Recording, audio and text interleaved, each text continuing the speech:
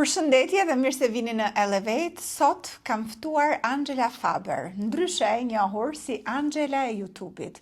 Dhe që kur doja ta bëja intervistën me ty, më shkoi në mendje titulli që do t'i vë këtij podcasti, këtij emisioni, këtij conversation që po bëjmë bashkë. Single mother dhe boss lady. Unë kështu do të karakterizoja ty, po për të njohur më mirë edhe shikuesit e Elevate, të bëjmë një përshkrim, një rrëfim të jetës tënde.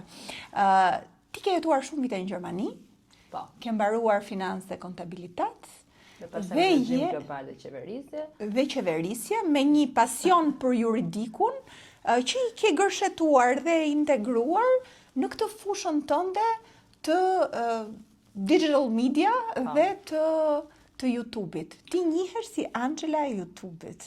Si ishte ky rrugtim profesional dhe pastaj dalim në aspektet tjera? Në fakt, mua më ka ndihmuar shumë në pjesën profesionale që edhe njohurit nga ana e ekonomisë dhe financës, edhe backgroundi ligjor i limituar i reduktuar, të më japi pavarësi në vendimarrje sa i përket të gjithë proceseve që unë drejtoj në kompaninë time. Një farë formë është një lloj sigurie, po sigurisht më të madhe ta jep dhe eksperjenca. Unë fillova shumë, do të thënë, e vogël, jo e re në këtë industri. Angela, për t'i vënë çik në kontekst edhe shikuesit. Ti je rritur këtu në Tiranë dhe pastaj ke shkuar në Gjermani në një moshë të re, apo jo? Po, unë jam rritur në fakt unë kam lindur në Kairo. Okej. Të nuk e dija. Po. Prindet e mi ishin në një udhëtim për të shkuar në Amerikë, ëndra amerikane e dikurshme. Unë linda në Kairo, u ktheva kur isha 6 muajshe në Shqipëri, ndërtëm në Shqipëri disa vite dhe në vitin 1997 ne u larguam drejt Kairos sërish nga lufta civile që ndodhi këtu dhe unë kam jetuar atje 4 vjet.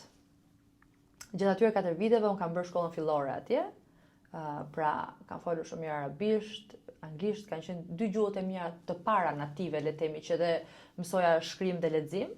Jam kthyer këtu pastaj prapë në klasën e 4, kam bërë gjithë 8 vjeçaren dhe gjimnazin këtu, si dhe universitetin këtu, pastaj masterin në Gjermani. Okay. Pra unë jam larguar për të jetuar në Gjermani në vitin 2013 deri në vitin do të thonë unë vazhdoj literalisht jemi midis 2 shteteve, pavarësisht që për arsye pune unë kaloj kohë shumë në Tiranë, por nuk jam shkëputur nga Gjermania asnjëherë. Po, dhe u largove në Gjermani edhe pse për shkak të lidhjes dhe martesës tënde të më përparshme, aty ju vendosët që t'jetoni dhe të krijoni gjithashtu edhe një biznes në këtë fushë, do thosha.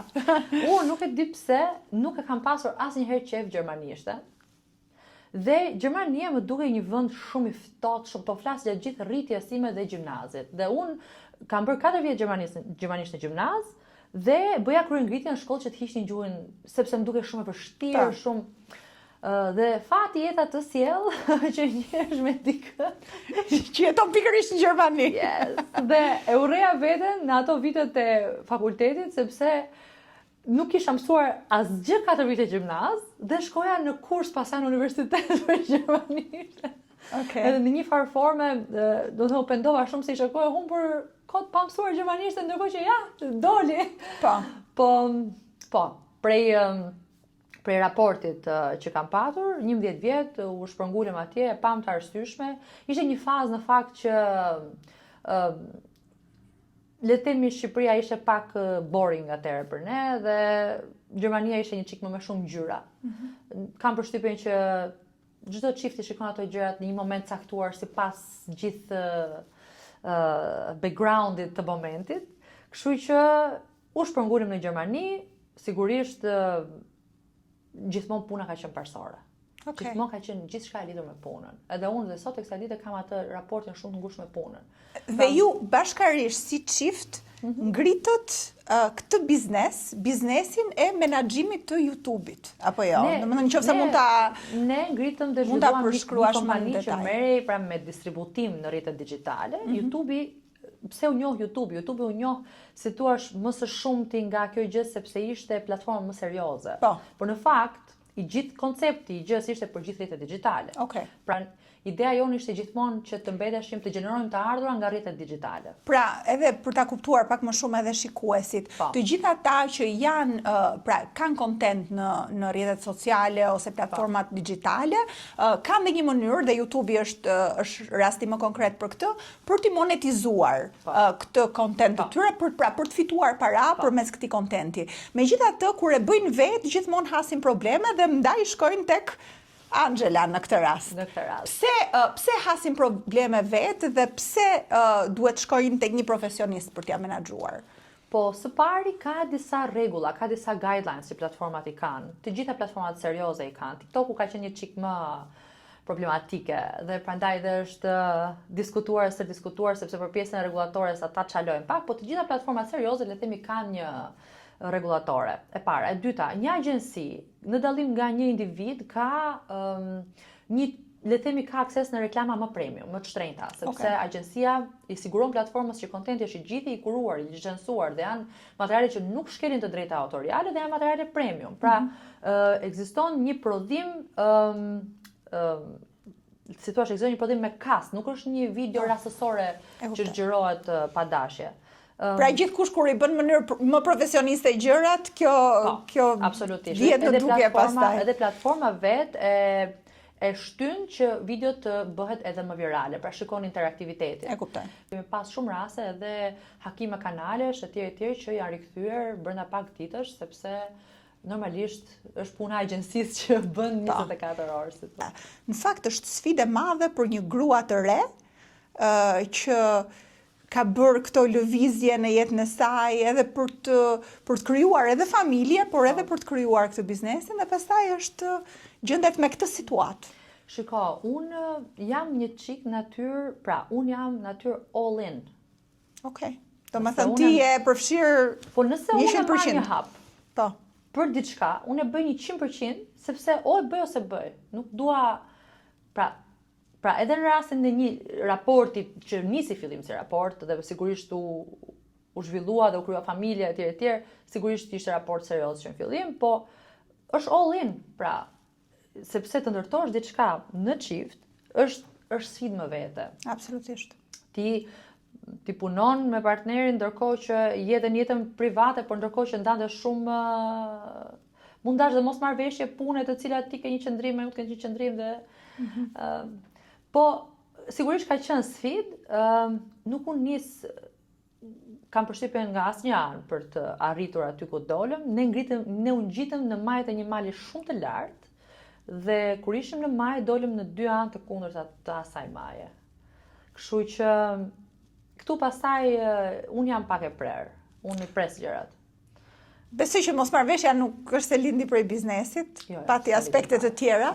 Megjithatë, dhe vendimi ka qenë shumë të në ana ime, kështu që megjithatë, kemi të bëjmë tani në këtë fazë të jetës tënde me një rikthim në Shqipëri. Sigurisht që ti je mes dy vendeve ende, por je e bazuar në Tiranë. Dhe ju patët si çift një vajzë të vogël, e cila tani është 6 vjeç dhe që ti jeton me ty. Apo jo, vajza jeton me ty.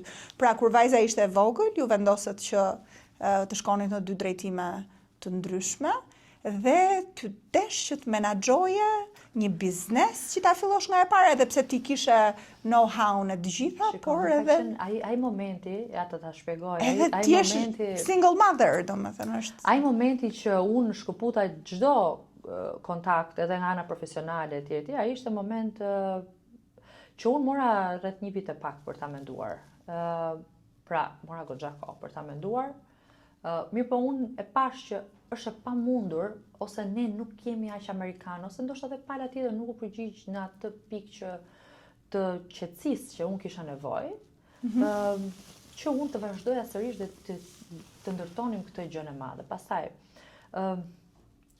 ne nuk jemi aq liberalo, nuk e di, s'di se ta shpjegoj që një raport, më kupton, 11 vjet me një fëmijë të kthehet ose të ketë qetësinë që të kthehet gradualisht në një raport miqësor. Po. Se ai është proces. Në këtë rast pala tjetër nuk ishte suportive, tani këtë që do ta them. A ishte e vështirë që të vazhdonit biznesin bashk duke patur dy jetë të ndryshme? Okej. Ai ka qenë shumë inatçor në çdo hap, unë po e them. Po. Dhe nuk më vjen keq që po e them, Po pse? Në ç'kuptim? Po ka qenë inatçor, ka qenë gjithmonë ka patur atë egon unin. Pse tha kjo se thash, e tha kjo ashtu, e tha kjo, apo e thash unë, e tha kjo. Okej. Një lloj, shiko. Unë mendoj që ka ekzistuar një lloj nuk di se ta shpjegoj, një lloj parahatie dhe nga ana e tij si thua, ndoshta ndjej i sfiduar një moment caktuar. Ndoshta nuk di çfarë emri ti vë. E di që domethënë sigurisht që nuk e justifikoj si sjellje, më kupton, por e kuptoj. Nuk di çfarë të them. Domethënë ndoshta ai është ndjer i sfiduar, ndoshta për atë ka qenë rënd zhvillimi im, se unë kur e njoha isha 18-19 vjeç. Sigurisht. Po isha një vajzë ambicioze, gjithmonë kam qenë ambicioze, gjithmonë kam qenë shumë kërkuese. Unë gjithmonë kam thënë nuk do vdes nga shkolla ose nga puna dhe po u lodha. Nuk ka vdek njeri se lexoj 2 më shumë ose punoj më shumë ose. Po unë ti them një gjë. U dhe kam parim këtë gjë. Pavarësisht që ai raport ka përfunduar dhe tashmë kanë kaluar pak vite dhe mashkulli që unë do të kem në krah, flasim në të ardhmen ose në përgjithësi. Unë kam parim dhe kam patur dhe në të kaluarën. Në sytë e mi është më i mirë në gjithë botën. Kështu që sado unë të bëj përparime, për mua ai prap është domethënë është ai personi që unë e idealizoj. Megjithatë njeriu dhe ndryshon, do thosha. Patjetër. Por që dua të them që nuk ka vend në një raport, sidomos për një zakonisht, se e them gjithmonë këtë me një vajzë që punon fort ose është natyrë kërkuese, të vlerëson më shumë se sa një vajzë që ndoshta tani nuk dua të gjykoj askënd, se çdo njeri ka jetën e tij dhe vendos vetë për mënyrën se si e menaxhon jetën, po të vlerëson më shumë dhe të shef më në dritë të syrit se sa një vajzë që vetëm kërkon dhe nuk jep, sepse nuk e di what it takes, ç'a kushton kjo gjë që po merr. Më kupton? Kështu që ka qenë një çik vendim i vështirë ai momenti i ndarjes dhe profesionalisht, por unë isha në një pikë. Tani do të bëj një pyetje, ka qenë më e vështirë kjo pjesa emocionale e ndjenjave apo e ndarjes së aseteve dhe biznesit? Shiko, sepse ky është një rast që po ndodh rëndom gjithkund nëpër botë dhe ndoshta i jep edhe një ide edhe grave të tjera që ndoshta janë në situata të tilla. Unë të them të drejtën, nga ana profesionale e biznesit nuk kam patur kurrë asnjë lloj pasigurie të vetja ime për të bërë më vete diçka. Unë dhe po mos isha marrë me këtë biznes, isha marrë me një biznes tjetër. Ku di unë, shitje pllakash. Një gjë tjetër që unë do ta shihja si pasion. Ndërtim. Çfarë lloj industrie tjetër, ama unë ta kisha pasion. Unë e di që do rrija 24 orë aty për ta zhvilluar. Kështu që nuk është që domethënë unë kisha ndonjë pasiguri dhe ishte e vështirë pjesa ndarjes së biznesit e tjerë, sepse tensioni aty momenti është shumë i madh. E vlerësoj sinqeritetin. Mos bën kot tani. Nuk ka qenë fare moment i këndshëm. Unë sot qesh sepse e gjithë ajo fazë është mbyllur, ai stres ka kaluar fshi nga truri im, aq sa unë ka momente që unë kam harruar nga ajo kohë. Më beso, ka momente që i kam bosh në tru, domethënë se çka ka ndodhur atëherë. Megjithatë kjo mënyrë ndihmon, unë ta mbështes sepse e praktikoj dhe vetë harresat e episodeve. Dhe ama pjesa emocionale sigurisht ka qenë gjëja më e tmerrshme. Tani njeriu kur investohet një raport varet si e shef, Tash normalisht duhet investohet përpara kur martohesh edhe megjithatë duhet përcaktuar fakti që ti ke qenë shumë e re. Shumë e re. Aq sa që një ditë i thash, shikoj, me këto mend që kam sot. Po. Mos do të kisha marrë. Ke qenë shumë e re dhe në fakt ne kemi diskutuar edhe bashkë, unë dhe Angela kemi folur edhe raste të tjera. Dhe kemi bërë një krahasim mes dy jetëve tona ku unë për shembull i kam patur edhe eksperiencat e mia përpara martese dhe jam martuar më vonë dhe ndërkohë ti je martuar 10 vjet përpara. Pra nëse unë jam martuar 30, je martuar 18. Akoma më herët. Në fillim lidhje. Më thënë ti ishe një grua tipike. Po jo ka që fillim familjet tona u njohin, domethënë njiheshin që para 40 vjetësh edhe me pak fjalë unë thjesht shkova nga mamaja te ai ishte se nuk i takon brezit tim. Tani nuk është, unë nuk jam, pra shoqet e mia kanë jetuar një jetë të pavarur përpara martesës. Unë thjesht nuk e kam jetuar. Këtë gjë. Dhe për ta përcaktuar ata që janë me dyshim se çfarë moshe ka Angela, ti je ende shumë e re, 34, 33. Pra e gjithë ky intensitet, kjo nevojë për të qenë grua, për të qenë nën, për të nisur biznesin ka qenë në të 20-at e tua. Të gjitha të 20-at e mia. Në të 20-at, pra në të 20-at kur shumë vajza të kryeqytetit po themi bëjnë eksperiencat e tyre, bëjnë qef, shkollohen, ti sigurisht je shkolluar dhe ti po duke kryer te këto rolet e tjera. Dhe pastaj kur u gjende në këtë pikë, jam shumë kurioze, çfarë mendove? Domethënë, a tu shemb gjithçka apo erdhi gradualisht kjo edhe e përjetove me kohë? Nuk isha qenë kurr vetëm. Nuk dija të isha vetëm. Edhe unë kam pas dhe një problem tjetër, unë që e vogël nuk flija dot vetëm. Tani unë jam llastuar sepse unë jam vajza e parë, mbesa e parë. Pra gjithë familja ime ka qenë gjithmonë shumë kërkuese ndaj meje, por edhe ma jepnin atë llastimin. Kështu që unë nuk kam fjetur vetëm, kam fjetur me gjyshen, derisa u rrita, edhe kur u rrita pasaj sigurisht kisha dhe motrën.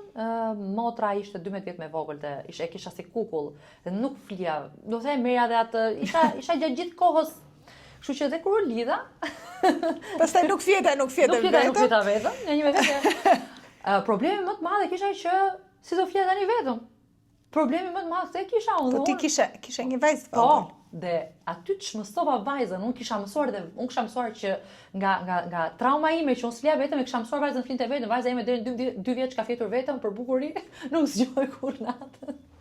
Kur ndodhi problemi, çfarë moshe kishte vajza kur ndodhi? Ishte 10 ditë pa bërë 2 vjeç. Okej, 2 vjeç. Domethënë ju vendosët kryonit një familje, vendosët që të ktheheshit në Shqipëri dhe ta drejtonin biznesin edhe nga Shqipëria. Ishte e pamundur të drejtoj biznesin duke ndetur vetëm në Gjermani. Pra arsyeja e kalimit shumë të kohës në Shqipëri ishte sepse nuk mban dot kontroll mbi gjërat këtu, klientët, stafin, etj. duke qenë. Tani unë po qesh pak sepse kam biseduar edhe me miqtë mit, ndërkohë që unë vendosja nëse duhet kthesha në Shqipëri me familjen time apo jo.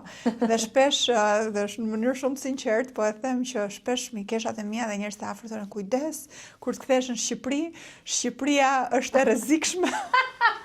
Shiko. Tani, po e them shumë sinqerisht, realisht këtë, por ti e ke patur këtë mendim. Disa njerëz ma kanë thënë, po dije që kur erdhët këtu sepse është jetë qefi që njerëzit dalin, që nuk kanë atë jetën e celulës në shtëpi. Shqipëria nuk ka këtë problem. Për njerëzit e dobët ekziston ky problem kudo në botë. Po ndoshta Shqipëria amplifikon, nuk e di. Po pse nuk jam unë e tunduar? Se unë nuk kam asgjë më pak se vite më shumë.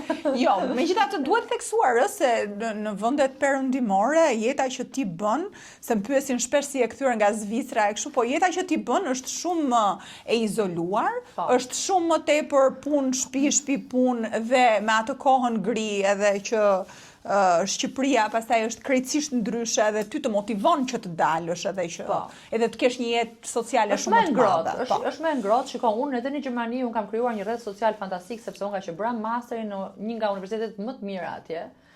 Mos them më i miri për pjesën e ekonomisë dhe pjesën si thua të biznesit. Mua nuk më mungonte as atje rrjet social. Saqë unë arrita në një pikë që pata një tranzicion mentaliteti. Pra, unë vjen në Shqipëri prisja që të ndodhin ato që ndodhin në Gjermani dhe shkoj në Gjermani prisja që të ndodhin ato që ndodhin në Shqipëri. Dhe çfarë ndodhi në Shqipëri? Kur ju erdhët edhe u instaluat këtu, domethënë cili ishte ndryshimi jetësor që patët si familje, po themi? Asnjë ndryshim jetësor sepse neve punonim gjatë gjithë kohës. Okej. Pra, edhe argëtimi ishte shumë I limituar. Nuk të thoja i limituar, sepse ne kemi, shiko, unë kam jetuar një jetë pa kornizë si në Shqipëri, si në Gjermani, unë për shembull doja që bëja një udhtim vendosja sot hikja nesër. Kudo në botë. Okej. Kështu që këtë gjë e bëj edhe tani kur kam kohë, po pra jeta ime nuk ka ndryshuar. Thjesht është mënyra se si unë gjithmonë më ka pëlqyer ta jetoj jetën pa limit. Sigurisht jo flas nga ana principeve, se aty jam shumë konservatore, por në sensin e lëvizjes, lëvizshmërisë. E kuptoj. Më pëlqejnë shumë udhëtimet, më pëlqen kjo punë që bëj për shkak se udhtoj për shkak të saj, më pëlqen eksplorimi i vendeve të re, më pëlqen gjitha këto. Sigurisht kam dhe pjesën e zyrës që duhet shtrohem dhe ka ditë që nuk dal nga zyra dhe nuk më shef njeri dhe rrit 16 orë aty, që është fare parahatshme, por tani pyetja ime lind pikërisht nga kjo situatë që u krijua, pra ju kur vendosët që të ndaheshit, si ishte përjetimi yt dhe hapat që ti ndërmore në atë moment për t'u shkëputur dhe për të krijuar pastaj atë shtëpinë tënde me vajzën, me një jetë të re, po themi, të çmësohesh nga ajo jetë dhe të krijoje këtë jetën e re. Tu desh kohë, e bëre shpejt, e bëre me guxim, sepse ndodh shpesh që kur gratë e reja ndahen edhe kanë situata divorci, shpesh janë prindrit e vajzës që ju gjenden, që jeton me ta, që kujdesen për fëmijët. Po, ka kaluar këtë situatë dhe gjyshrit e mi kanë qenë dera e hapur ku ajo është mbështetur gjithë jetën. Pikërisht, po. Dhe ku ata kanë investuar për mua, për shkollimin tim, për çdo gjë. Domethënë deri në moshën 18 vjeç. Okej. Po ndërkohë ky nuk ishte rasti. Ky nuk ishte rasti im. Unë kam qenë vetëm. Ti zgjodhe të ishe vetëm? Jo, kam qenë thjesht kushtet ishte të tilla. Gjithë familja ime ishte në Amerikë. Gjithë. Pra unë isha vetëm, po vetëm fare. Nuk isha absolutisht asnjëri këtu. Unë thjesht. Po familja pse në Amerikë? Kishte ikur prej kohësh? Po, mamaja dhe motra, domethënë kishin ikur për shkak se doli bashkimi familjar, motra bënte shkollën atje, babai me familjen e tij ishin për shkak se dhe ata kishin një detyrë.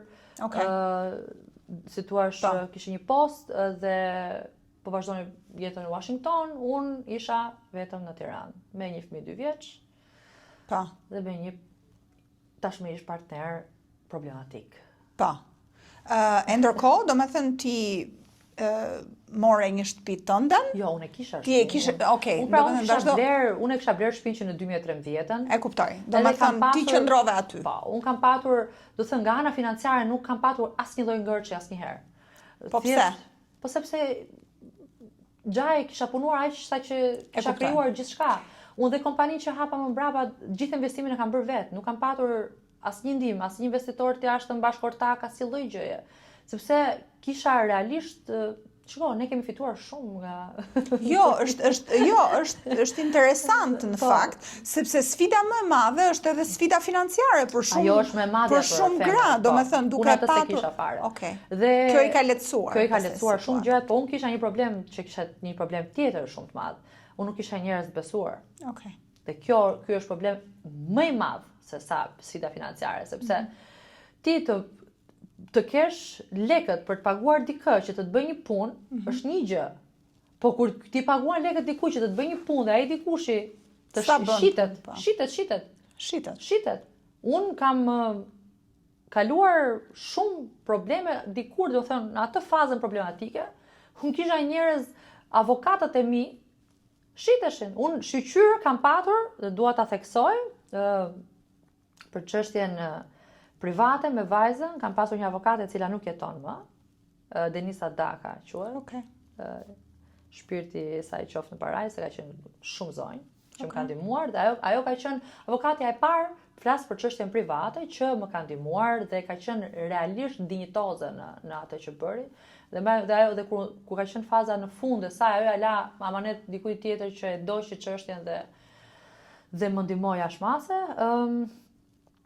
ka qenë avokatura Boga, Gerhard Velaj në veçanti ka ndjekur gjithë çështjet e mia pasaj të biznesit, Elton Zeneli, një tjetër avokat që pra mu desh të rekrutoja, një skuadër. Pra ti I gjete pastaj këta njerëzit që ty të ndihmuan për gjithë këtë proces.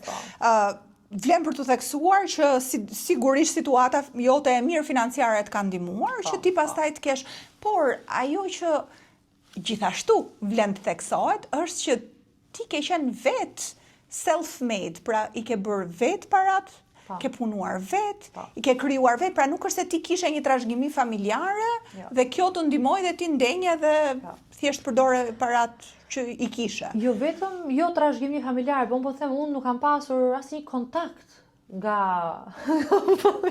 sepse familja ime, pra prindërit e mi vinë nga një tjetër sektor fare. Janë të dy mjek, babi më është kirurg vaskular, mamaja është stomatologe.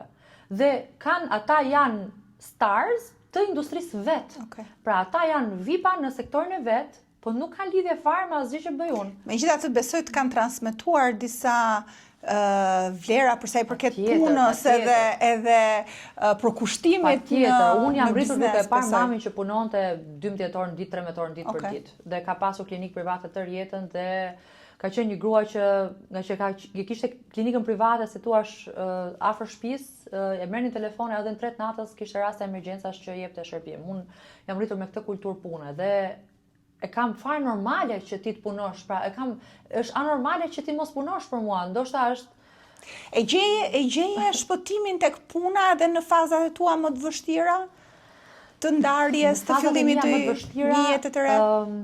E gjeja shpëtimin të shpresa se ajo fazë do kalonte. Nga njëherë nuk kam qenë gjithmonë e zonja për të qenë në punë ose për të qenë nën, sepse ishte everything was crumbling. Çdo gjë po shkrumbehej dhe të them të drejtën, nuk e dija si do dukej e ardhmja ime. A do isha prapë e lumtur, a do isha rehat me veten njerë, se njeriu ku bën ndryshime kaq të ndaja në jetë është një çik problem që të çohet në mëngjes dhe të ketë atë ndjenjë thotë faleminderit o Zot. E ke parasysh është ajo mirënjohja dhe thjesht ti harron ti je mirënjohse, ose si je mirënjohse. Po ajo shtullunga e rresë zez mund të jetë aq e errët në atë moment saqë nuk të lë që ti të fokusohesh tek mirat që ke dhe nuk shef fare.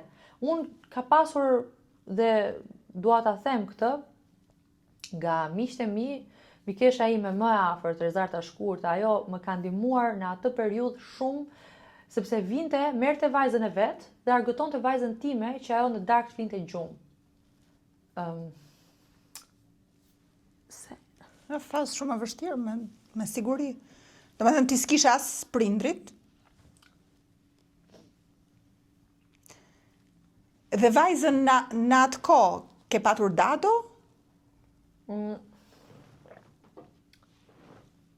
Të mbledhin vetën tani. Atë kohë një grua e fortë që është edhe emocionale sigurisht. Atë kohë kam patur një grua e cila, domethënë, dadoja që mora sepse gjatë e unë tam në verë dhe nuk isha asnjë ndihmë në ato momente, isha shumë verë të mëshme, jo. Po dadoja që mora në shtator, që ishte fat që u gjete grua, ajo ishte një gjyshe. Pra ishte një grua që mua më ndihmoi jo vetëm si dado, si kujdes, po si gjyshe. Ne kishim një njeri në shtëpi tashmë. Më kupton? Pra ajo dado ishte për si a I thret nëna. Pra mamas time si a I thot nëna Amerikës. Gjyshes nga jati I thot nëna e thret në emër. Nusës babai tim I thot nëna Leta dhe thret atë në emër, kurse nënën që e thot nëna ime, nëna që quante vetëm ka dadon. Dhe ajo është një grua shumë zonjë, domethënë ka qëndruar me ne, vazhdon akoma të jetë me ne. Ke patur fat në këtë aspekt, mund ta konfirmoj se është vështirë që të gjesh njerëz të besuar për fëmijën, por ti ndërkohë vajza ishte me dadon, që dadon e kishe gjatë gjithë kohës, dhe ti vazhdoje dhe punoje. Dhe punoje shumë. Ke punuar gjithmonë shumë. Vazhdon të punon shumë. Vazhdoj me 16 orë në ditë. 16 orë. Domethënë unë bëj një gjë. E riorganizoj jetën, pra sepse unë nuk I kam munguar kur vajzës këto vite. Unë thjesht kam hequr kohë nga vetja, jo nga koha e vajzës. Kam hequr kohë nga koha e gjumit. Kush është koha e vajzës? Koha e vajzës për mua është në mëngjes kur ajo bëhet gati dhe sigurisht është ai mëngjesi që unë nganjëherë mundojmë të zgjohemi një çik më herët, që ajo të targetohet një çik në mëngjes, kemi një mëngjes rutinë shumë të çelët që të fillojë dita. Pastaj unë kthehem në shtëpi në darkë zakonisht në orën 7:30. E çon në çerdhe? Në Kopësh, ka qenë dhe tani është parashkolluar. Tani është Tani fillon klasën e parë. Pra, po e ke çuar në çerdhe? Gjithmonë. Okej, domethënë ka pas që 3 vjeç ka qenë atë rutinën e vet. Dhe pjesa e darkës, që për mua është shumë e rëndësishme që të jem prezente gjithmonë. Që bëni ato rutinën tuaj, ë? Të rrëbimi i darkës, rrezikojmë të thyet në gjë gjithmonë. Okej. Unë edhe kur luaj me vajzën luaj pak shumë aktive. Pra unë nuk jam shumë e ngadalë në ca lojra që zakonisht mamat janë një çik pak më të kujdesshme. A je nën strikte? Shumë. Aty nuk e di pse kam këtë përshtypje, e transmeton këtë. Shumë, nuk kalon, domethënë nuk bëhet fjalë fare asgjë që ajo ka për detyrë ta bëj, nuk i tolerohet. Okej. A mendon se kjo vjen për shkak të edhe eksperiencës tënde, që të dashur, që të jesh e fortë, që të punosh edhe do ta projektosh këtë edhe tek vajza? Duaj që ajo mos ja ketë nevojën askujt. Unë nuk është e lehtë që ti të gjendesh vetëm. Absolutisht. Duhet të jesh shumë e fortë që të përballosh vetminë. Unë dhe tani jam vetëm, po e shoh ndryshe tani. Si e sheh? E shoh si mundësi për të investuar më shumë te vetja. Atëre e shihja si fatkeqësi për të mos pasur mundësi për të ndjerë dhe dhënë më shumë nga ndjenjat e tua. Dhe ky është dallim shumë i madh dhe ky është proces që ndodh. Unë tani jam në tjetër fare situatë, sepse kam për 1 vit e gjys motrën, e cila ka ardhur nga Amerika dhe jeton me mua, që dhe ajo është absolutisht krah. Është krahu im i djathtë në gjithë të periudhën nga momenti që ajo ka ardhur, ka qenë tezja më prezente, njeriu ku unë mbështetem qoftë në një episod mërzie. jam shumë down në ndonjë moment, ti më shumë vjen ajo thotë Angela, ka njerëz që janë duke vdekur këto momente, kështu që është relative, gjithçka është relative dhe shumë mirë që e përmend në fakt sepse unë desha të pyesja, po mamaja jote nuk e ka menduar në atë kohë që ose të thotë ty që eja provo Amerikën ose të kthehej ajo në atë fazë të vështirë. E para njerë, unë nuk jam natyrë që për pjesën profesionale unë nuk marr kthesa të forta. Unë marr kthesa të forta në pjesën private, po. sepse do të theksoj një gjë. Në pjesën private unë marr kthesat e forta sepse nëse e gjej veten të pa respektuar. Kjo është shumë e rëndësishme për mua. Dhe unë bile atë po analizoja, unë e kam më të rëndësishëm respektin se sa dashurinë. Dhe është çike e çuditshme, po e kam shumë të rëndësishme këtë gjë, e kupton? Ose nëse unë marr sinjal, po them këtë dhe në një raport 11 vjet, nuk ka rëndësi. Për mua është shumë e rëndësishme që në një raport, duke qenë se unë jap dhe të marr. Absolutisht. Kështu që është e pa komprometueshme për mua ajo gjë, nuk e toleroj fare. Angela, është e jashtëzakonshme në fakt historia jote, forca që ti transmeton edhe përçon, edhe që ke në fakt, por dikuj tjetër që ndoshta nuk do ishte në situatën tënde financiare, siç ke qenë ti, pra që të ka dhënë krah, si mendon se mund t'ja dilte? Kam pasur dhe një gjë tjetër, kam pasur dhe një person tjetër, ka qenë një trajnere, e cila Lida, e cila nuk e harroj. Ajo grua më ka mbajtur mendjen e kokës në momentet më të tmerrshme. Pra duke kërkuar ndihmë do thoshe. Absolutisht. Pra ajo ishte trajnere profesioniste e leadershipit edhe gjithë kësaj pjesës dhe unë ja di shumë për faleminderit sepse ajo bënte përtej rolit 4 muaj ishte marrëdhënia jonë me Lidën. Po ishin 4 muaj intensiv dhe gjithmonë ajo duke parë ftohtë nga jashtë, ajo më orientonte shumë. Në lidhje me mënyrën se si unë përçohesha të tjerët, sepse shiko, unë e di çfarë kuptova, në momentin që unë u theva, njerëzit kujtonin se si hyn mund punë njeriu kjo.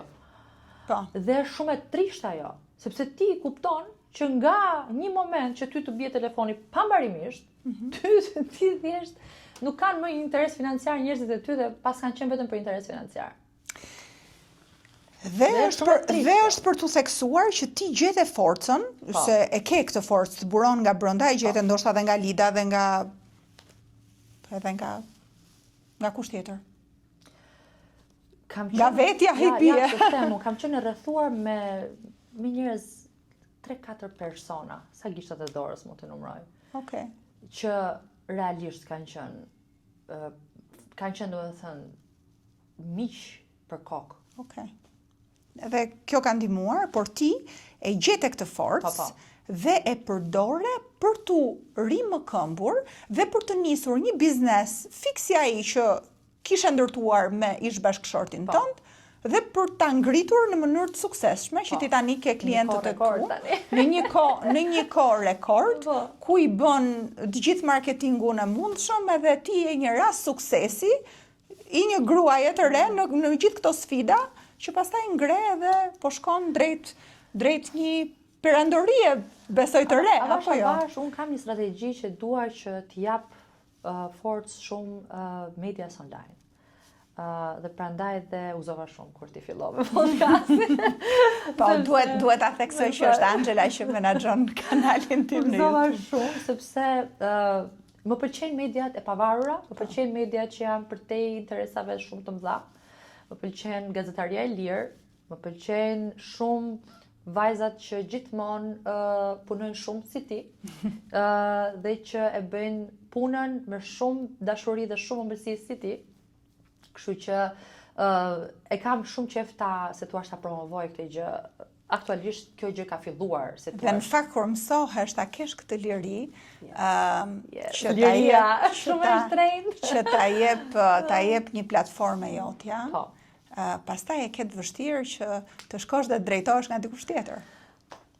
Kjo ka qenë dhe arsyeja pse unë prapë vazhdova këtë biznes, sepse kam shumë pasion dhe dijen e lirisë që unë kam.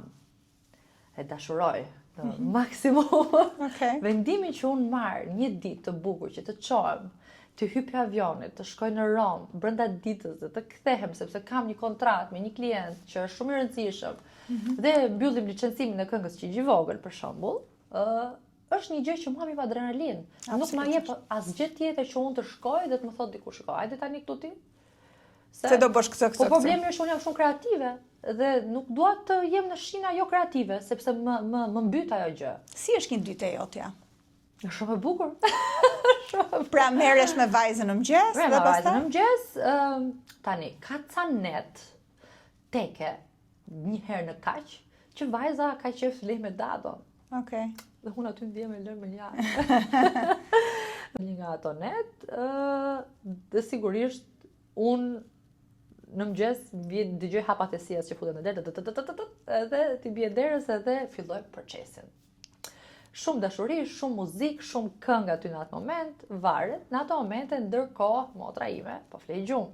Që sigurisht edhe zgjohet nga ndonjë këngë nga këto cijas që i dëgjon që unë si di asnjërin, por Frozen është më e reja që është pjesë e portofolit. Edhe fillon pjesa e mëngjesit që ajo fillon kërkon. Mami nuk më ka kapur me flokët, po se si kam bukur, po i kam bukur. Ka filluar me këto tekat që tani, po ja se sot dua të vesh gjetat, se nuk dukem si gocë, se dua të jem si gocë. Dhe unë aty filloj mendimet një çik më ikën si janë në shkollë, ikën me dadon, dhe pastaj filloj unë bëhem gati. Le të themi deri në orën 10, unë jam. Pra merr atë kohën tënde që. Një orë në mëngjes. Okej, po. Që është luks për disa, po. Për disa është luks. Po shiko, ka të ditë që unë çojm në 6 të mëngjesit si dita e dieshme që i kanë shkollë erdha dhe nuk kanë po ta bëj këtë rutinë. Sigurisht, po. Ose varet mund kem në një avion në një gjë për të kapur. Po flas një ditë sipas asaj që unë kam projektuar normale. Shkoj në zyrë jam gjithmonë në orën 10. Filloj në orën 10 direkt, unë nuk harxoj kohë për kafe, unë nuk pi kafe. Kam adrenalin vet. Po, dukesh. Po. Nuk pi kafe, edhe kafe nëse e pi me pi pa kafein. Kështu që nuk dua të harxoj kohë në mëngjes të rri. Pra kam atë vrapin. Pra ti shkon në zyrën tënde, shkoj në zyrën time. Dhe vazhdon punët e ditës. Ka vazhdoj punët e ditës, ulem dhe vazhdoj aty, ka momente që kam një lëmsh të madhe dhe them, nga doja nis dhe pastaj filloj. Ka raste që punoj nga balkoni, e kam shumë të rëndësishme të kem pamje kur punoj. Po. Më pëlqen, domethënë, edhe zyrën në fakt prandaj kam bërë stil një çik klasik, edhe comfy dhe kështu ashtu sepse unë ndroj vendet nga ku punoj. Ka momente që unë punoj edhe në këmbë, sepse duhet marrë shumë taske, po i kam të gjitha me komunikim dhe punoj në këmbë sepse rrin lëvizje, pra mundohem ta mbaj sa më lart adrenalinën gjithmonë që të jem me rendiment të lartë, se në 8 orë ti mund të bësh një gjë, mund të bësh edhe 10 gjëra. Varet se sa ke përqendrim dhe sa e shtyn veten. Kjo është e vështirë një çik, se kjo është pjesë e asaj që ti nga që je i pavarur, mund të ta harxhosh ditën kot. Kush janë njerëzit që të rrethojnë ty në punë? Stafi. Stafi. A të motivon stafi ty apo ti motivon stafin? Unë asnjëherë nuk e kam lënë veten të më shohi stafi, përpos fazës së konfliktit atëherë, në 2021-2, ku për te dëshirës time kanë qenë disa momente ku stafi ka qenë prezente dhe ka qenë stafi i përbashkët atëherë prezent. Dhe ka qenë dhe problemet të nxitura nga ai që e bënin pa mundur ta menaxhoja unë situatën, dhe stafi mund të ketë parë në moment ngritje zëri ose në gjë. Unë nuk më ka parë ndonjëherë stafi. Nuk i përfshin probleme personale. Okej. Dhe tani për shembull stafi më shtërsisht i ri, janë njerëz që s'kan fare kontakt, s'kan pas kur kontakt me asnjë person ande dhe jam shumë e qetë në këtë. Punon deri vonë? Në shtëpi pastaj, mbasi vë vajzën e gjumë. Punon prapë. Punoj prapë se unë kam dhe zyrë në shtëpi. Pra një nga domat, unë e kam zyrë, unë gjithmonë e kam fiksim zyrë në shtëpisë, është edhe më bukur se zyrë. Punon kaq shumë sepse e ndjen se do të punosh, të duhet punosh për të ruajtur standardin e jetesës që ke, të ardhurat që ke, apo thjesht je motivuar që të rritesh akoma më shumë? Shiko, pjesa unë do gënjeja po të thoja që nuk e dua standardin që kam. Do gënjeja. Do ishte një gjë fare klishe, jo posa unë se dje, posa unë se bëj. Tashi, unë dua që të kem dato 24 orëshe, dua që të kem shërbimin e pastrimit në shtëpi, sepse nuk e ndjek dot. Edhe do të thënë është kot të gënjej për këtë gjë, të them shiko sa unë nuk e dua këtë gjë. Angela, unë e vlerësoj shumë që ti, e vlerësoj shumë që mbi të gjitha ti je vërtet. Në këto që ti thua, shumë kujt që mund na dëgjoj, është një histori jo tipike, shqiptare, do thosha, më shumë ndoshta perëndimore, por ti sjell një rast guximi dhe motivimi që është për t'u admiruar realisht. Dhe kjo është e vërtet, pra ti kur mësohesh me një standard caktuar, ti do ta ruash atë standard. Do pastaj edhe ta mbushësh jetën tënde dhe ditën tënde. Po do ta kesh atë gjë, po shiko, unë i kam qef, për shembull, unë kam problem kur bëj një palë pushime. O do i bëj pushime tamam si dua unë, o nuk i bëj fare, nuk kam problem, ose bëj fare. Kënaqem më shumë punë, se sa ti ke me pushime dhe të lodhem. Tani unë nuk dua ti të lodhem, më kupton? Më mirë rrin në shtëpi dhe këtë e them pa pikën e turpit sepse unë nuk është që i bëj pushimet për veten unë, nëse bëj një udhtim. Pra, këtë dimër si thua, unë nuk kam bërë pushime dimrore. Unë zakonisht kam shumë të nevojshme pushime të dimër që të jem diku në një vend të ngrohtë. Por nuk kam bërë. Tani nuk kam patur mundësi për shumë arsye, mu desh që për festat e fundvitit të shkoja në Amerikë, ma kërkoj gjyshja. Gjyshja nuk jeton më, prej një muaj e gjys. Kështu që jam shumë e lumtur që vajta.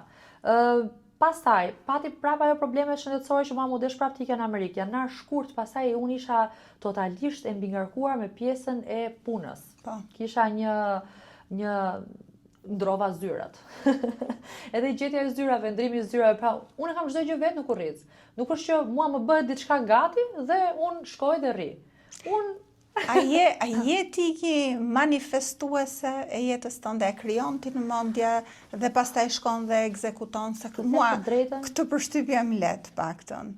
Që ku kam qenë e vogël, që flija natën me gjyshen, edhe para se sa të flijim gjithmonë bëra ato bisedat, thoshte mua, qa ke qef ti të bësh kur të rritesh? Thosha, unë kam qef të bëj një punë që të vishën bukur në punë, sepse shifja mamin tërkohës, mami ishte me rrobat e punës. Po. Do të mjekët janë me ato. Kam dhe unë tjetër eksperiencë, kështu që e di. Babi ndërkohë në spital, te spitali ushtarak, do me thënë, ta thuash, është faktikisht nder për statusin e mjeku, se ai 5 mjek janë në Shqipëri që janë specializuar si ai, por Po ti nga e more këtë dëshirë? Për tu veshur mirë edhe po, sepse e shifja, sepse e vuaja shumë këtë gjë, domethënë unë shkoja në spital edhe atje më krijoi një gjendje ankthi. Ajo era e spitalit. Pa ato domethënë si mund të çohesh në mëngjes me vullnet dhe them janë bravo u qoftë atyre që zgjedhin mjekësinë, po unë duhet kisha 10 kalamaj që të bëj njërin mjek. Ndërkohë gjysha nga babi kishte vetëm një djalë dhe atëherë bëri mjek. Shumë mirë bëri, se ka bërë mirë për shoqërinë, po unë nuk e dua të nuk e pra ti ke bërë jetën që ke dashur. Po, madje kam pas edhe një mini konflikt hatërmbetje nga familja ime kur nuk zgjodha mjekësinë, sepse unë kisha dhënë kimi dhe biologji për si provime me zgjedhje sepse unë do vazhdoj mjekësinë, pra e kisha dhënë fjalën. Le të themi që rash dakord që të vazhdoj edhe unë mjekësinë, por nuk e ndjeja atë gjë, nuk e ndjeja. Tani të mbyllem unë në spital, se di. Do kisha qenë kirurge shumë e mirë.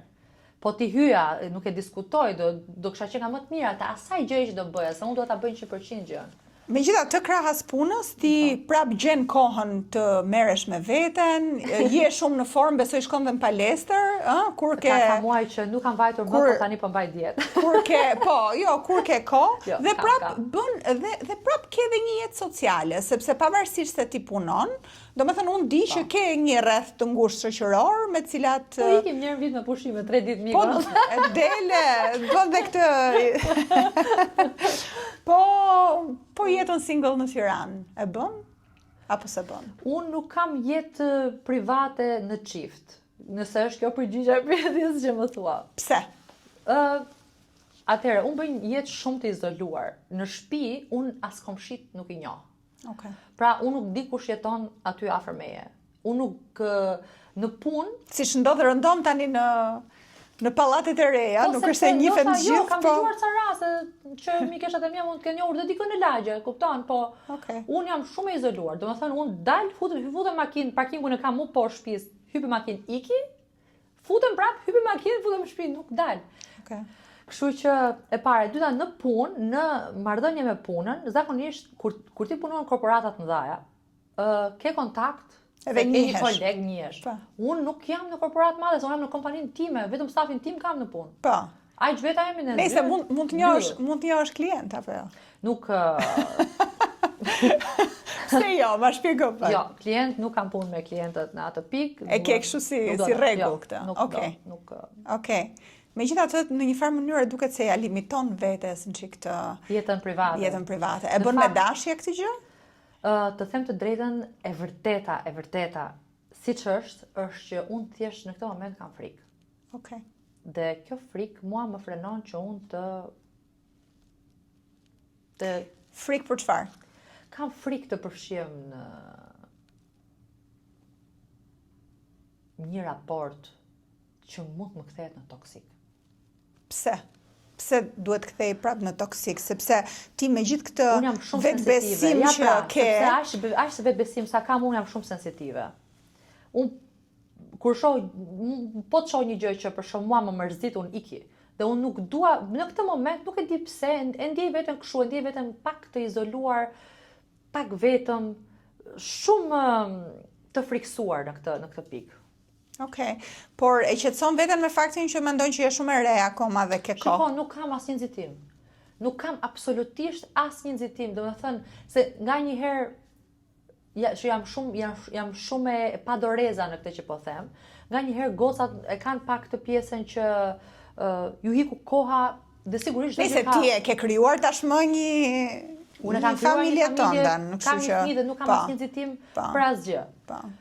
Jam shumë rahat dhe shumë e fokusuar te puna dhe kjo pjesa private ndoshta edhe nga mungesa e eksperiencës, sepse ta thash unë, pra dhe kur unë ndava nga 11 vite lidhje, nuk është që unë isha rehat të nesërmen për të bërë një jetë të shfrenuar single. Leq se kam në natyrë, se është me natyrë çdo gjë, po çfarë natyre ke ti? Je natyrë më konservatore për sa i përket kësaj? Familjes edhe vlerave të familjes? Shiko, unë di të them një gjë, unë se nuk dua të gjykoj njerëzit që kanë raporte të konsoliduara, por nuk e kanë termin martesë. Okej. Më kupton? Pra, unë po flas për raportet konsoliduara. Unë jam natyrë që më pëlqen që në një raport, ata dy persona që janë atë raport të përfshihen. Më kupton? Po sigurisht. Nuk më pëlqejnë këto ekzibicionizmat. Di se si t'ja bëj emrin. Okej. Ekzibicionizmat në ç'kuptim? Po për Jashtë raportit. E para njerë pjesa për shembull unë nuk do dija kur të tradhtoja. Okej. Por në fakt ne jemi shoqëri që jemi paragjykuese. Absolutisht. Një vajzë që punon, që hyp në avionit vet, që bën vet, kush e di thot kë ka nga mbrapa ajo. E drejt. Po ka goca që janë vetëm fare. Fare. Shumë rrallë. Megjithatë, unë të përgëzoj, bravo. Bravo për shembullin që jep, realisht, sepse kjo është një gjë shumë e mirë, edhe është frymëzim mendoj, është frymëzim për shumë njerëz, se unë nuk po them, unë besoj tek familja, besoj tek vlerat e familjes, edhe mendoj që çdo shoqëri është më e fortë me shtyll familjen, por nuk besoj në marrëdhëniet palumtura. Nëse marrëdhëniet janë të palumtura, në kompromise idiote, dhe nuk po them një problem që zgjat pak kohë dhe pastaj rekuperohet, po të palumtura për një kohë të gjatë që ndikojnë pastaj në të gjithë pjesëtarët e familjes, më mirë që të shkëputen dhe dikush ta rinis jetën nga fillimi. Shiko, ne jemi viktime me mentalitetit tonë akoma. Nuk është brezi i ri që mund të marrë këto hapa, po ne jemi viktime mentalitetit tonë. Është edhe gjykohesh pak. Shiko, kur je grua, gjykohesh këtu. Gjykohesh shumë. Dhe gjykohesh pse? Sepse ti vazhdon, ti bën, unë për shembull, mbas ndarjes unë nuk dilja as në lokale ndark, as në vende që kemi pas shkuar të dy, ne nuk shkoja më. Nuk shkoja më sepse ti nga një fjalë gjithë. Ishte shumë e tmerrshme. Dhe nuk është e bukur. Dhe po ja them publikisht të gjithë njerëzve, kur ka njerëz që po kalojnë një fazë vështirë jetës vetë, është mirë mos i hedhin fjalë tërkohë, se nuk. Kam kaluar dhe unë këtë eksperiencë dhe di e shumë e parahatshme. Dhe ki parasysh një gjë që një vajzë që do të t'japi akses, mund të t'japi akses më me dinjitet. Për mua dinjiteti është shumë i rëndësishëm. Mua dikush më hedh një fjalë shumë do thënë se ekziston fare. Dhe është shumtuar. Por është një reagim, do të thosha, edhe ndaj diçkaje të panjohur, jo të panjohur, po ndoshta që ata njerëz që e bëjnë nuk din ta dallojnë, nuk din t'i japin, nuk din ta kuptojnë dhe prandaj reagojnë në këtë mënyrë, sepse nuk din se si të reagojnë ndryshe. Është një fenomen i panjohur për ta. Është edhe çështje standardi. Kështu që po, edhe standard është edhe. Po flisja domethënë me një mikeshën time, edhe është pak e shumtuar mënyra se si vajzat në disa raste, nuk do të generalizoj asgjë sepse padyshim që ka vajza të jashtëzakonshme Tirana, Shqipëria, po vajzat një pjesë e tyre e kanë bërë këtë standardin, mënyrën, sepse edhe gjuetia për një partner, sipas mendimit tim duhet ketë një standard, nuk është. Po, s'është kështu fare. Po, e vërtet. Po blen këpucat dhe edhe këpucat bile kur futesh në një dyqan, këpucësh ke qef kur aty brenda ka një koltuk të pastër që pra ka një standard çdo gjë, nuk është kështu. Dhe mendon që standardi ka humbur fare tani në Tiranë, ha? Po, shiko, ta thash, është pjesa e gjykimit. Mund të gjykohet një single mother që punon shumë si një gocë që mund t'japi akses. Po si e akses ai shkollaj asnjëri sot, mendoj unë. Megjithatë me këtë, se tani në një farë mënyre dukesh sikur edhe ti po kthehesh disi në paragjykuse për shkak të kësaj situate. A do ishe ti e hapur për atë që vjen, pavarësisht këtij paramendimi që mund të kesh? Patjetër, po unë ta thashur, kjo është një çështje që njeriu ka momente guximi në jetë dhe ka momente frikrash në jetë. Edhe është mirë t'ia pranoj vetes, të dyja ato, sepse kur ja pranon vetes ke bërë gjysmën e punës. Unë në pjesën e punës gjithmonë kam pasur guxim. Sigurisht kam pasur edhe luhatjet e mia, momenti që për shumë mora vendimin dilem vete, ka qenë frikë derisa e mora atë vendim. Absolutisht. Pra kam detur një hap mbrapa derisa i dhash vetes guxim. Në këtë fazë, në jetën time private është kjo faza e frikës. Kjo është. Presën kur të kaloj kjo, Mirë, ka zgjatur ca kohë. Po mirë. Sa të zgjasi? Okej, sa të zgjasi. Shiko, unë ta thash, nuk kam asnjë nxitim. Jo, Po dua të jem e lumtur, unë nuk dua unë e para njerë çfarë është lumturia për ty? Okej. Kur thua e lumtur. E lumtur po flas në një raport në çift teorikisht. Çfarë do të të bënte ty të lumtur në çift? Të lumtur, jo, të lumtur dhe të përmbushur në përgjithësi. Pra, në përgjithësi jam e lumtur. E ndjen këtë boshlllikun e të qenit vetëm? Jo. Nuk e ndjej. Ndoshta është mekanizëm mbrojtje që unë nuk e ndjej, se e kam analizuar vetëm edhe nga ana e psikologjike. Psikologjike, po. Se njeriu është mirë të konsultohet, të kuptoj vetëm pse ndjehet kështu. Unë nuk ndjej asnjë boshllëk. Unë ndjem e përmbushur 100% në jetën që bëj. E lumtur, sigurisht, sepse përderisa shtyllat e forta të jetës time janë aty ku duhet jenë, pra jemi mirë me shëndet, kam vajzën shumë mirë, kam familjen shumë mirë, mamin, motrën, edhe pse gjyshja u nda nga jeta tani dhe më ka tronditur jashtë mase, më ka ulur me këmbë në tokë edhe një herë, sepse ajo e gjyshit ishte para 2 vjetësh dhe më ka luhatur për herë të parë, por kjo më ka zgjuar që të kuptoj që gjërat më të rëndësishme në jetë janë këto. Pastaj, nëse ekziston një raport që t'jep lumturi, për te i kësaj është shumë mirë, edhe sigurisht që e mirë pres, lumturia është relative, nuk është për gjithë njësoj. Për ca njerëz, kjo është një bisedë që e bëjmë shpesh, dhe sidomos kur janë goca në tavolinë, e fillojnë flasin vetëm për këtë pjesën e raporteve në çift, se sot është bërë kështu, është bërë ashtu. Për ca njerëz, e rëndësishme është që partneri i tyre, ku di unë, ndoshta t'i bëj qefin me dhurata, nuk e di. Për ca të tjerë, për mua specifikisht, është e rëndësishme që unë t'jem e përmbushur emocionalisht.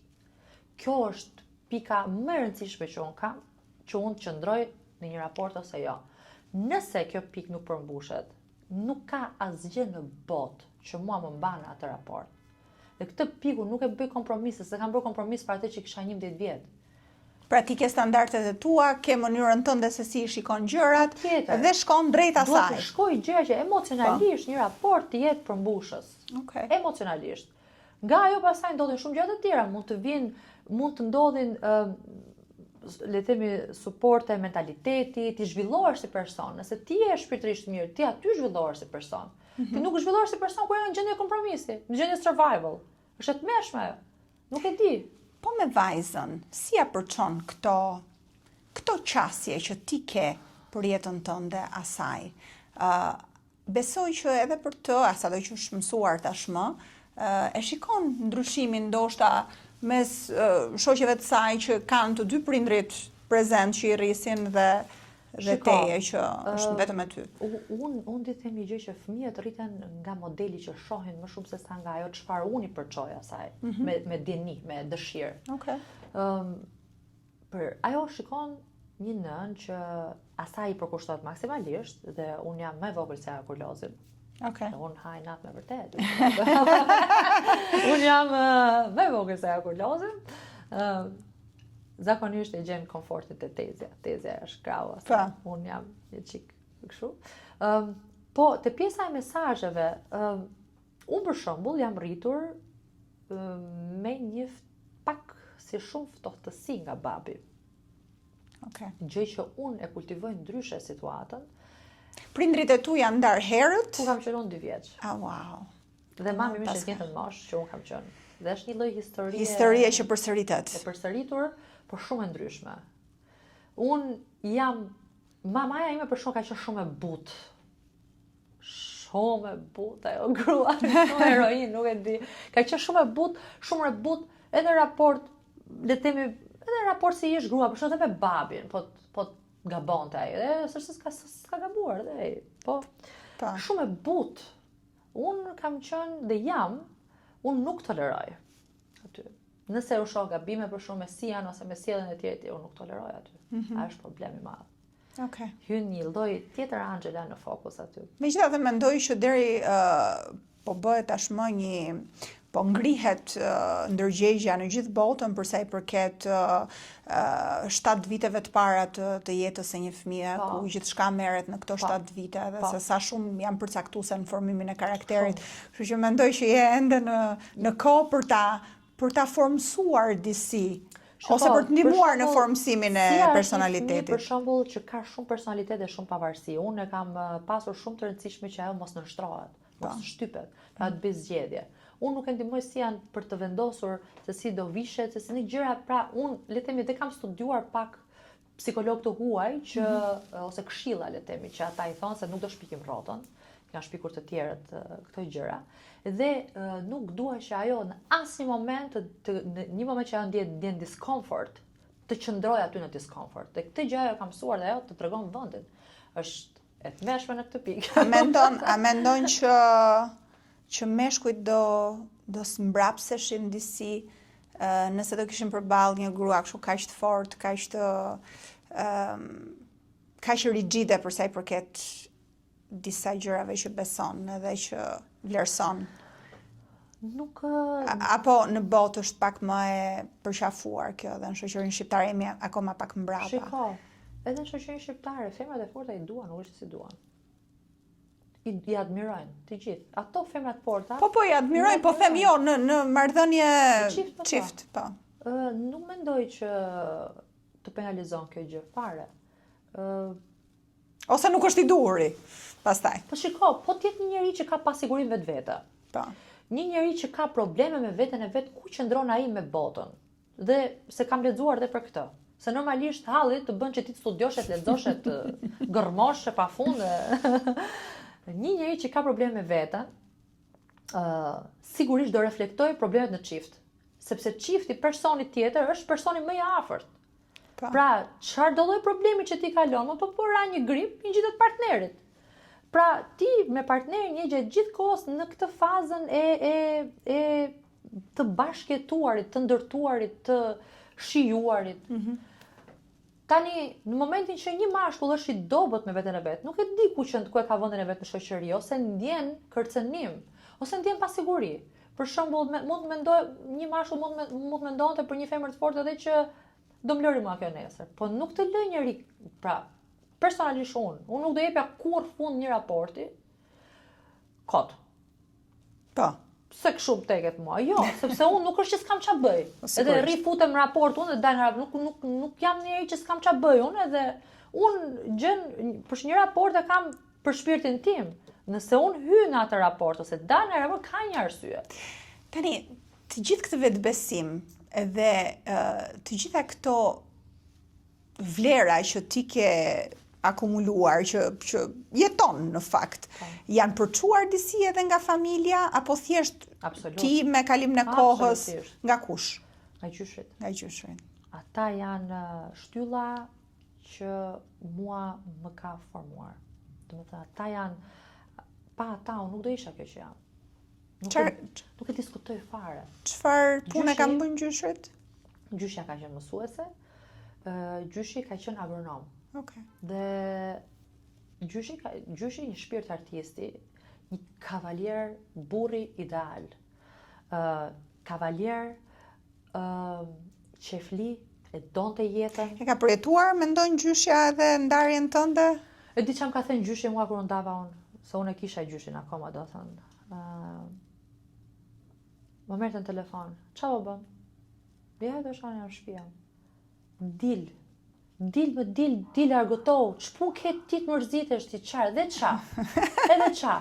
Gjyshi ishte në atë kohë 80 vjeç. Okay. Gjyshi im ishte ka dashur të bëj aktor, por nga vitet e komunizmit i thanë bëjmë me djalin agronom se do përfundojmë burg.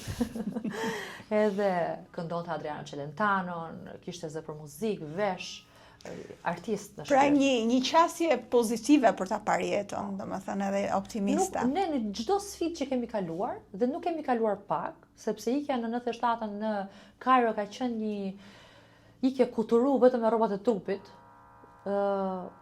Kur i kujtoj tani se sa sfidë kam pasur, se unë tani e kuptoj jetën e prindërve të mi, gjyshit, mamas dhe gjyshërve, le të themi. Them, ata kanë qenë kushtet pamundura, men, ata kanë kalu ata kanë kalu horrore. Dhe prap gjeni forcën, dhe gjyshi sidomos e gjente forcën që të ishte i përkryer, i përpikt. Me mua, unë kam pas agenda, unë jetoja me agenda. Tani, agenda shkoj në letër, se ne digitalisht nuk ishim ashtu kaq të zhvilluar, telefonat dole më vonë, po unë për shkak gjyshin shkruante në letër, oraret, çfarë do bëja unë gjatë ditës, unë jetoja me agenda, mund të bëja edhe skip në gjë nga agenda, po e varet tek dera, thoshte sa është ora tani, ora kaq, është ora akullore, si ikim. Kisha përditun, kisha një. Kështu që ata të dy janë absolutisht ajo shtylla ime kryesore. Angela, unë kam qenë e befasuar kur të kam takuar ty edhe herët e para që ne kemi ullur edhe kemi pirë kafe, por akoma më shumë më impresionove me këtë bisedë të lirshme, që është pikërisht qëllimi i këtij emisionit tim, për të treguar edhe për publikun që na shikon, një model të lartësimit edhe të zhvillimit personal, që gjithkush e ka aftësinë ta bëj dhe thjesht duhet ta zgjedh që ta bëj. Kështu që faleminderit për bisedën, për shembullin që ti jep, edhe të uroj më të mirat me vajzën tënde, me familjen tënde, dhe uroj që ti të ndihesh e përmbushur ashtu siç e ke ëndërruar. Faleminderit shumë për ftesën, për mua është shumë kënaqësi që jam këtu dhe të uroj shumë suksese. Mua do më kesh gjithmonë në krah dhe mbështetje për këtë podcast, po dhe për formate të tjera që ti zgjerosh në të ardhmen, pse jo? Dhe mos e ndalo këtë gjë, vazhdoje se është fantastike. Njerëzit për këtë kanë nevojë, për këtë bisedën intime, se janë lodhur nga edhe të vërtet. Kështu që faleminderit shumë. Faleminderit.